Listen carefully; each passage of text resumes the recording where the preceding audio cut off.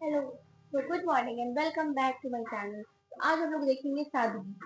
हमने पिछले लेक्चर में देखा था कि साधना से हमें किस प्रकार से जीवन में परिवर्तन होते हुए दिखते हैं। आज हम देखेंगे सादगी। चलो लेट्स गेट स्टार्ट।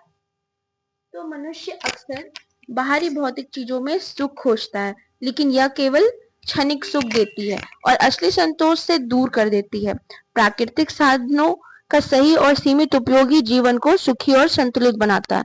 जब मनुष्य अपने जीवन में दिखावे और अधिकता की प्रवृत्ति छोड़ देता है, तभी उसे वास्तविक शांति और सुख मिलता है। जो चीजें जितनी सरल और प्राकृतिक होती है, वे उतनी ही अधिक उपयोगी और टिकाऊ होती है।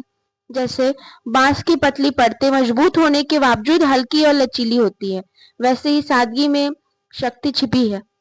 ऐसे बाहरी दिखावे और अनावश्यक संग्रह से व्यक्ति के मन में बेचैनी और अस्थिरता पैदा होता है, जबकि सादगी मन को स्थिर और शांत बनाती है। सादगी से व्यक्ति के भीतर करुणा, प्रेम और संवेदनशीलता का विकास होता है। जब हम प्राकृतिक से प्राप्त साधनों का विवेकपूर्ण उपयोग करते हैं, तब हमारा मन भी निर्मल और प्रसन्न रहता है। इसके विपरीत जब हम लोग विलास में फंस जाते हैं, तब मन अशांत और असंतुष्ट रहने लगता है। प्राकृतिक में हर चीज का संतुलन होता है। जब मनुष्य इस संतुलन को बिगाड़ता है, तब अनेक समस्याएं जन्म लेती है।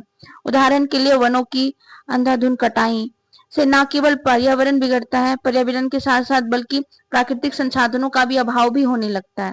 इसलिए आवश्यक है कि हम प्राकृतिक संसाधनों का सम्मान करें और उसका संरक्षण करें। सार यह है कि सादगी और प्राकृतिक संसाधनों के प्रति सम्मान सम्मान का भाव ही जीवन को सच्चा सुख और शांति प्रदान करता है। यह न केवल हमारे लिए बल्कि समाज और आने वाली पीढ़ियों के लिए भी कल्याणकारी होता है। राइट। तो चलो हम लोग छोटा सा एक वार्तालाप देखते हैं। मनुष्य महान है, अपने में समग्र है। यह मात्र एक कारण है कि वह ब्रह्मी सत्ता का ही एक अंश है। जिस प्रकार बुझती आग को प्रदीप्त करने के लिए राख रूपी मलिन आवरण हटाने पड़ते हैं, वैसे ही मनुष्य पर भी दैनंदिन जीवन में छाए काशय कालमश को मिटाने की आवश्यकता पड़ती है। यह अकारण अमर बेल की तरह होते हैं, जो वृक्ष से पोषण लेती है और उसके ऊपर छाकर उसे शुष्क डाल कर ढकती है। ठीक है। यदि जीवन सत्ता को परम पिता के समीप का लाभ पाना हो, तो उसे इस बंधन की दीवारों को तोड़ना ही होगा। मनुष्य दीनहीन बनता है, अपने ही कारण ईश्वर के समकक्ष बनने का श्रेय पाता है, तो वह भी मात्र अपने ही बलबूते।